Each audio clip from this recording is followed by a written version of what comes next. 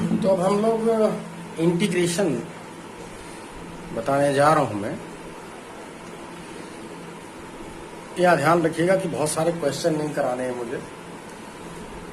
Differentiation में भी बहुत सारे क्वेश्चन नहीं कराए तुम्हें, सिर्फ मैंने उसका फिजिकल मीनिंग बता के छोड़ दिया। बिल्कुल ठीक इसी तरह से इंटीग्रेशन में भी यही है। कुछ एग्जाम्पल जरूर दूंगा, लेकिन जो आपका जो मेन मोटिव है वो यही है कि मतलब मेरा जो मेन मोटिव है वो ये है कि आपको ये समझ में आ जाए कि इंटीग्रेशन का मतलब क्या होता है। ठीक है, तो ये हमारे पास मान लीजिए कोई कर्व है, ये y is equal to F X. आप समझ रहे हैं ना, जैसे y is equal to for example y is equal to X square plus 3x plus 5।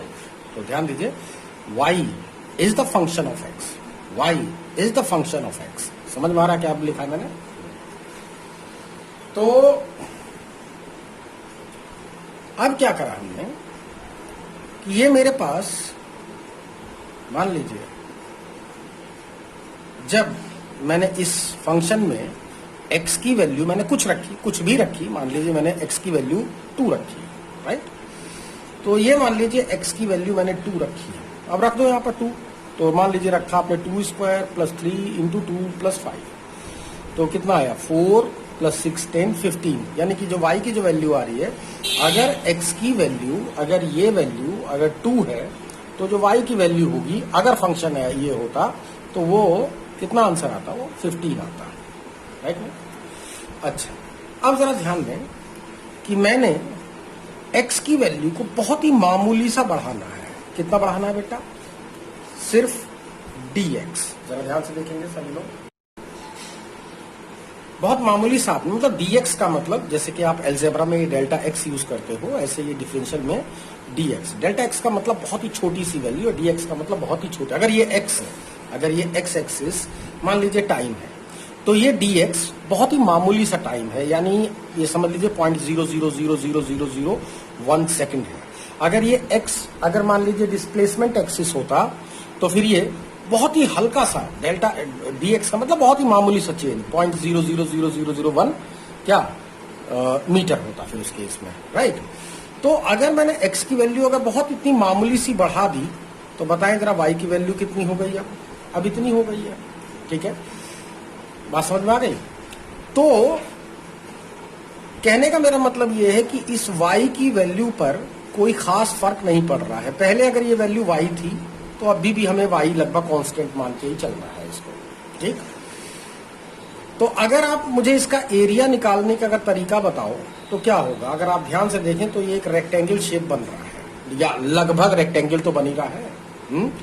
तो रेक्टेंगल का जो एरिया निकालोगे वो क्या निकालोगे? Length into breadth, that is y dx, y into dx। ये क्या बना? ये एक छोटा सा इसका एरिया आ रहा है dA, राइट ना?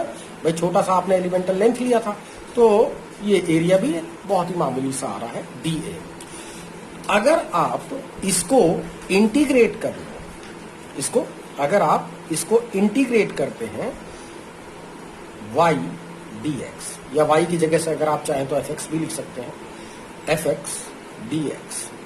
अगर आप इसको इंटीग्रेट कर रहे हो तो अब ये कहां से कहां तक कर रहे हो? मान लीजिए मैं यहां से यहां तक कर रहा हूं। कहां से कहां तक? x1 टू x2, यानी कि x is equal to x1, x is equal to x1, x is equal to x2।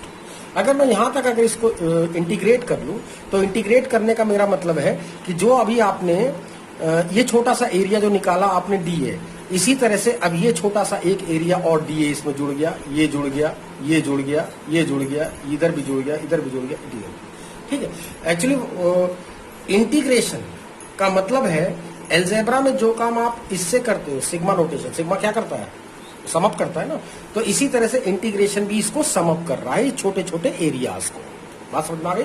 जिससे आपका पूरा कंप्लीट एरिया आपका निकल के आ जाता है। तो जब भी, हाँ यहां पर मैं ये भी बता दूं कि अगर आपने लिमिट बता रखी कि कहां से कहां तक अगर इसको ऐड किया है तो हम इसको डेफिनेट इंटीग्रेशन बोलते हैं। क्या बोलते हैं? Definite integration. और अगर आपने इसकी लिमिट मुझे नहीं बता रखी है, सिंपली अगर आपने डिफरेंशिएट करके बैठ गए हो अगर आप एफ एक्स डी एक्स को, तो ये इनडेफिनेट इंटीग्रेशन है। ठीक है, क्या ये इनडेफिनेट इंटीग्रेशन? बात समझ में आ गई? दोनों में कोई बहुत बड़ा फर्क नहीं है, दोनों एक ही चीज लिखे लगभग।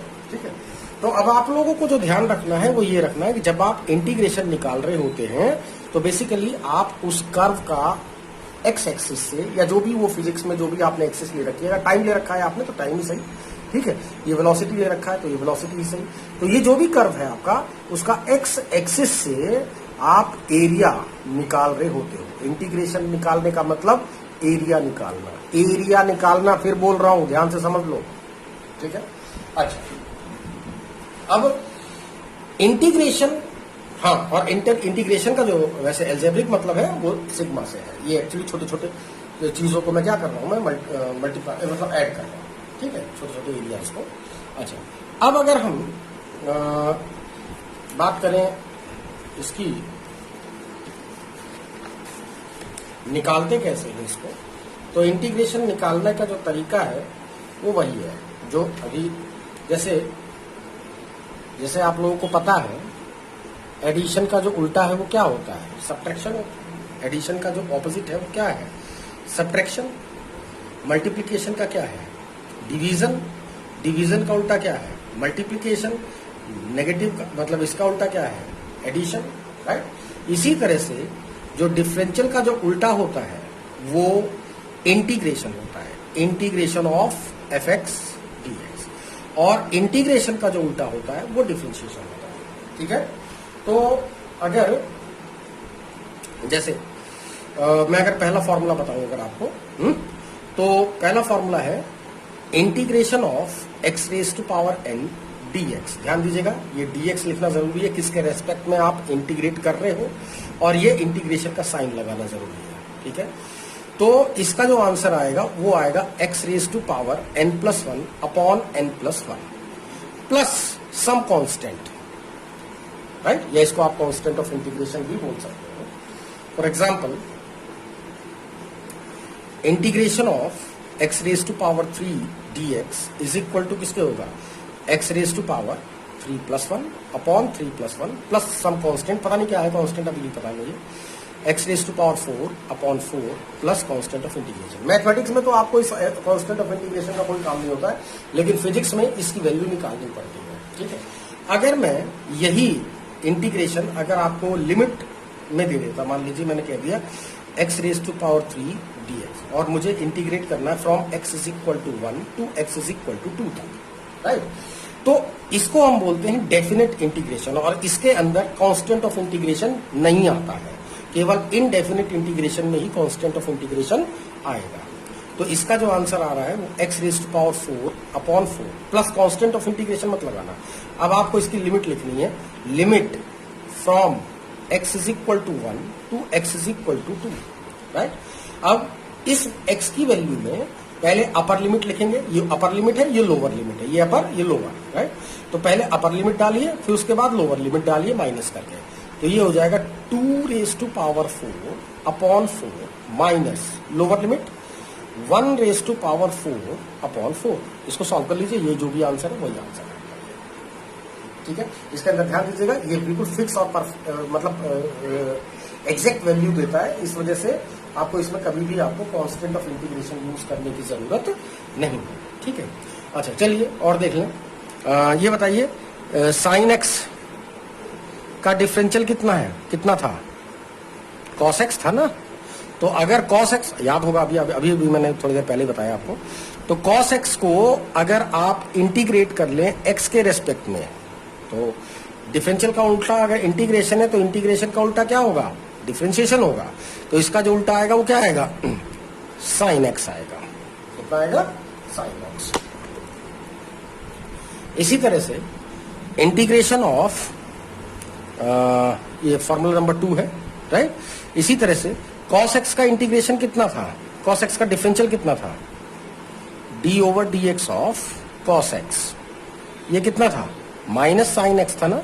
तो इसका मतलब इसका जो इंटीग्रेशन आएगा वो ये आ जाएगा, तो माइनस साइन एक्स का integration dx is equal to किसके होगा, cos x के। चाहो तो आप इस माइनस को इधर ले आएंगे, तो sin x dx is equal to हो जाएगा माइनस cos x। ठीक है, तो इस तरह से आप लोग फॉर्मूलों को जो आपको वहां पर बताया था, आप अपनी टेक्स्ट बुक से ये फॉर्मूले वगैरह देख लीजिएगा।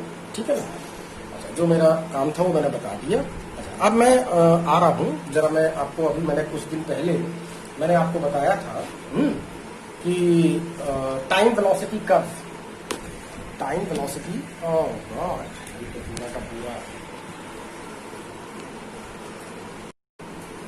तो जो टाइम वेलोसिटी कर्व है वो मैंने अभी आपको बताया था जब काइनेमेटिक्स पढ़ा रहा था मैं, तो टाइम और वेलोसिटी के बीच में जो कर्व आ रहा है, मैंने आपको बताया था कि ये जो कर्व है टाइम वेलोसिटी का, ये इसका जो एरिया है टाइम एक्सिस से, ये जो एरिया है, ये एरिया, ये किसको बताता है, डिस्टेंस या डिस्प्लेसमेंट को बताया था ना। अब वो डिस्प्लेसमेंट है या डिस्टेंस है, तो वहां पे जब उस लेक्चर को आपने देखा होगा तो आपको याद ही होगा, मैं इस पर दोबारा से नहीं आऊंगा। मैं आज मैं बताने जा रहा हूं कि मैंने ऐसा क्यों बताया था। ठीक है, तो ये आप थोड़ा सा समझिए मैं क्या कह रहा हूं। अब हम एक्स वाई नहीं ले रहे हैं, एक्चुअली ये मेरे पास टाइम एक्सिस है और ये मेरे पास ये वेलोसिटी एक्सिस है। तो ये जरा ध्यान दीजिएगा, तो इस पर्टिकुलर टाइम पर ये मान लीजिए जो वेलोसिटी है वो कितनी है, वो v है। अगर मैं टाइम को हल्का सा बढ़ा दूं dt, ये कितना dt, हल्का सा बढ़ाया टाइम, तो बताएं अब ये जो एरिया है वो कैसे निकालोगे आप, v लेंथ इंटू ब्रेथ, एक रेक्टेंगल है ये, v dt, राइट। आप इसको इस वाले ऊपर वाले के चक्कर मत ना पड़िए, क्योंकि ये जो dt है ये बहुत ही मामूली सा, ये बिल्कुल बगल में ही है इसके, ये बिल्कुल बगल में ही है इसके। ठीक है ना। तो जो इसका आपने एरिया निकाला, तो ये क्या निकाला, जब ये छोटा सा एलिमेंटल टाइम लिया है आपने, तो इसका मतलब ये जो एरिया आ रहा है वो भी छोटा सा ही आ रहा है, हा? अच्छा, एक बात बताओ, वेलोसिटी और टाइम को मल्टीप्लाई करके मिलता क्या है, वेलोसिटी और टाइम को अगर आप मल्टीप्लाई करते हो तो आपको क्या मिलता है, आप ही बताओ। वेलोसिटी इज इक्वल टू किसके होता है, डिस्प्लेसमेंट अपॉन टाइम, तो डिस्प्लेसमेंट या speed is equal to distance upon time, तो डिस्टेंस इज इक्वल टू किसके होगा, वेलोसिटी इनटू टाइम के। तो बेसिकली वेलोसिटी और टाइम को मल्टीप्लाई करने पर डिस्प्लेसमेंट मिलता ही है, उसमें कोई पहली वो कोई बात नहीं है। तो अभी भी हम वही काम कर रहे हैं, वेलोसिटी और टाइम को हम मल्टीप्लाई ही कर रहे हैं। तो इसका मतलब ये जो एरिया है ये किसको बता रहा है, या तो ये डिस्टेंस को बता रहा होगा या डिस्प्लेसमेंट को। मैं फिलहाल सिंपल ऐसे लिख दे रहा हूं इसको। ठीक है, तो अगर आप कंप्लीट अगर इसको निकालना चाहते हो तो आप इसको इंटीग्रेट कर लीजिए VDT को, कहां से कहां तक, कहां से कहां तक, फ्रॉम जो भी है, अगर लिमिट आपको दे रखी है, जितनी भी लिमिट दे रखी है वहां से वहां तक आप इसे इंटीग्रेट कर लीजिए। तो ये एरिया अपने आप ही, मान लीजिए मैंने कहा कि T1 से T2 तक, बताइए इसने कितना डिस्टेंस ट्रेवल किया, तो आप ये टोटल एरिया बता दीजिए, खत्म बात। अभी एरिया निकालने के लिए अगर आपके पास कर्व थोड़ा सा ऐसा है, मान लीजिए कर्व ऐसा होता, अब मैं कहता यहां से यहां तक निकाल दो जी टाइम, तो ये एरिया आपके लिए निकालना बड़ा आसान काम है, निकाल लोगे, आपके पास ज्योमेट्री के रूल्स है आपके पास, उससे निकल जाएगा। लेकिन अगर कर्व टेढ़ा मेढ़ा है तो फिर इस तरह से नहीं निकलेगा, फिर तो कर्व की इक्वेशन पता होनी चाहिए, आप उसको इंटीग्रेट करिए, इंटीग्रेट करके तब आएगा आंसर। समझ में आ गई बात। हालांकि अगर आपको कोई तरीका पता है इस एरिया को निकालने का तो कोई जरूरत नहीं इंटीग्रेट करने की, आप सीधे निकालिए, आपको डिस्टेंस पता लगेगा। ठीक है, जैसे फॉर एग्जाम्पल मान लीजिए कि वेलोसिटी है वो टाइम के ऊपर इस तरह से डिपेंड कर रही है, 3t स्क्वायर प्लस 5, राइट ना, बात समझ में आ गई। हाँ, मैं यहां पर एक बात बता दूं आपको, इंटीग्रेशन ऑफ 1 dx ये हमेशा x आएगा। अच्छा, तो अब मैंने कहा कि भैया जरा डिस्टेंस निकाल के आप दिखा दो, है ना। तो डिस्टेंस आप कैसे निकालोगे, डिस्टेंस निकालने के लिए आपको VDT की जरूरत है। तो VDT क्या, इन द सेंस V, तो डिस्टेंस अगर आपको निकालना है तो VDT को आपको इंटीग्रेट करना है। अब टाइम कहां से कहां तक उसने बताया है, मान लीजिए t इज इक्वल टू 0 से t is equal to 1 second तक उसने कहा है, तो v की वैल्यू पुट करिए, 3t square 3t³/3 plus 5t, ये इससे कैंसिल हो जाएगा। और इसके बाद upper limit minus lower limit, ये 0 और ये 1, अपर लिमिट पुट कीजिए 1³ plus 5 into 1 minus 0³ plus 5 into 0, इसे सॉल्व कर लीजिए, यही आपका इतने मीटर आपका डिस्टेंस आ जाएगा। ठीक है, तो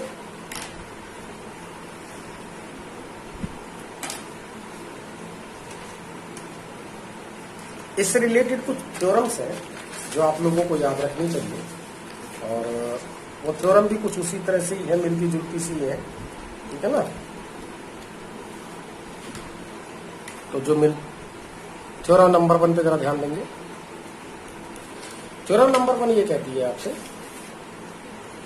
कि अगर आपको इंटीग्रेट करना है कुछ फंक्शन जो ऐड या सब्ट्रैक्टेड है, f2x एटसेट्रा एटसेट्रा, राइट, अगर आपको क्या करना है, इस तरह से इसको इंटीग्रेट करना है dx, तो आप चाहो तो इसको अलग अलग भी इंटीग्रेट कर सकते हो।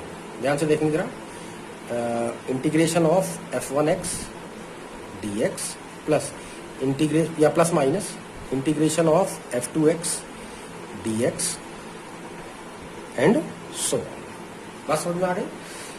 नंबर 2, अगर किसी फंक्शन के साथ कोई कांस्टेंट अगर मल्टीप्लाई है और अगर आपको उसको इंटीग्रेट करना पड़ रहा हो, तो आप इस कांस्टेंट को इंटीग्रेशन से बाहर निकाल लीजिए, c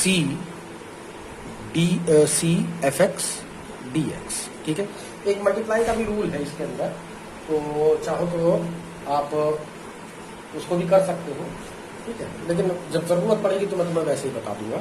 ठीक है ना, तो यहाँ पर कुछ एग्जाम्पल आप लोग देख लीजिए ताकि आप लोगों को थोड़ा क्लियर हो जाए मैं क्या समझाना चाह रहा हूँ। तो इंटीग्रेशन ऑफ, मान लीजिए मुझे इंटीग्रेट करना है किसको, x² प्लस 3x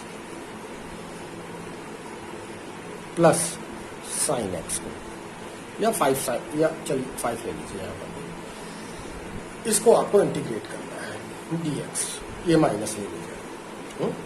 तो ये कुछ फंक्शन है जो ऐड या सब्ट्रैक्टेड है, तो आप कैसे इंटीग्रेट करोगे, इसमें करके दिखाइए जरा। देखें, आप रूल के अकॉर्डिंग आप इन सबको अलग अलग भी इंटीग्रेट कर सकते हैं, यानी कि इसको अलग कर सकते हो, इसको अलग और इसको अलग। तो integration of 5x² dx plus integration of 3x dx minus integration of sine x dx। अब दूसरा जो थ्योरम है, अगर किसी फंक्शन के साथ कोई कांस्टेंट मल्टीप्लाई है तो आप उसको इंटीग्रेशन से बाहर निकाल सकते हैं, 5x² dx plus ट्राइस x dx minus integration of sine x dx। ठीक है, तो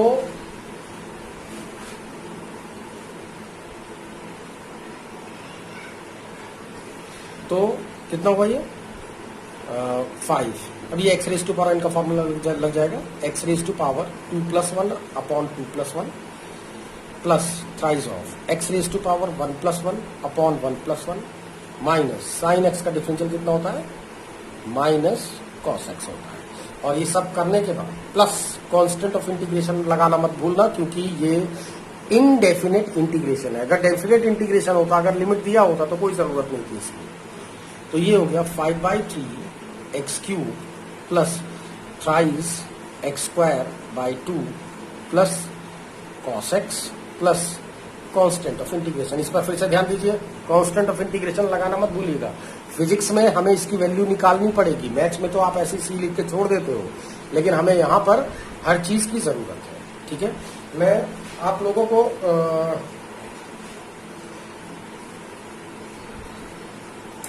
यहाँ मैं आप लोगों को बता दूं कि जो इंटीग्रेशन है